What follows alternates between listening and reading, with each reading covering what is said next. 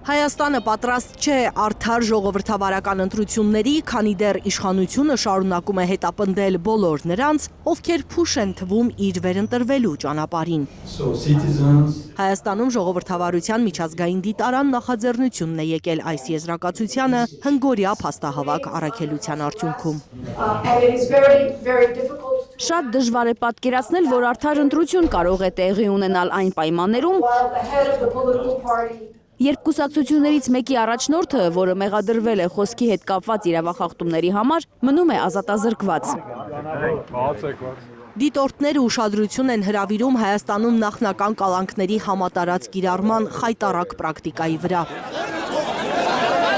Նրանց դիտարկմամբ իշխանություններին 1-2 թթու խոսք ասելու համար անհեթեթ մեղադրանքներով կալանավորում են մարդկանց, անգամ բարձրաստիճան հոգևորականների։ Կառավարությունը ոչ պատշաճ կերպով միջամտում է, քաղաքականապես մոտիվացված հետապնդումներ իրականացնում ընդդիմադիր գործիչների նկատմամբ։ Այդ թվում ուժեղ Հայաստան կուսակցության առաջնորդ Սամվել Կարապետյանի, բարձրաստիճան հոգևորականներ Բագրատ Գալստանյանի, Միքայել Աջապահյանի, Մկրտիչ Պրոշյանի, Արշակ Խաչատրյանի նկատմամբ։ Այս անձանց ձերբակալությունները իրականացվել են ոստիկանության բռնի գործողություններով, օգտագործելով անվտանգության մեծաթիվ ուժեր։ Դա լավ կարծիք չի ձևավորում Հայաստանի մասին։ Միջազգային դիտորդները գործող իշխանությանը հորդորում են իրենց խոսքով չմանիպուլացնել իրավիճակները, վրեժխնդրությամբ չլցվել ազատորեն արտահայտվող քաղաքացիների հանդեպ։ Ժողովրդավարությունը պետք է պահպանել որպես Հայաստանի Հանրապետության գլխավոր կապիտալ, ոչ որպես միջազգային ամբիոններում հնչեցվող մաշված արտահայտություն, ասում են նրանք։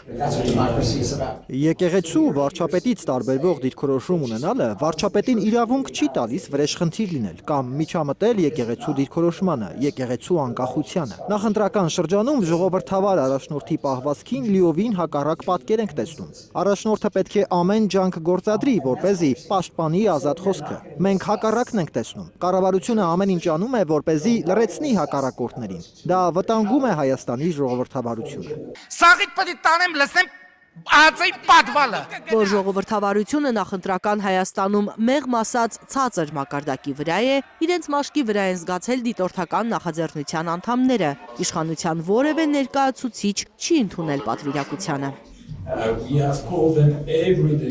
Մենք ամեն օր զանգահարել ենք իշխող կուսակցությանը, որ հանդիպում նշանակվի, բայց պատասխան չենք ստացել։ Իշխող կուսակցությունը մեզ հետ չհանդիպեց, եւ մեր հարցը հետեւյալն է. ինչից են վախենում իրենք։ Ինչ հարցեր կան, որոնց չէին ուզենա պատասխանել։ Եթե իրենց գործողությունը հնարավոր է հիմնավորել, ինչու մեզ հետ չեն հանդիպում։ Դա վատ նշան է։ Կառավարությունը վախենում է պարզ հարցերի պատասխանելուց։ Անկախ դիտորդները դիմել են նաև արդարադատության և ներքին գործերի նախարարություններ, սահմանադրական դատարան ու նաև այս կառույցներից մերժումներ ստացել։ Լիլիթ Խալաթյան, Նորայր Շարբաթյան, Գագիկ Տեր-Ղազարյան, Հայլուր։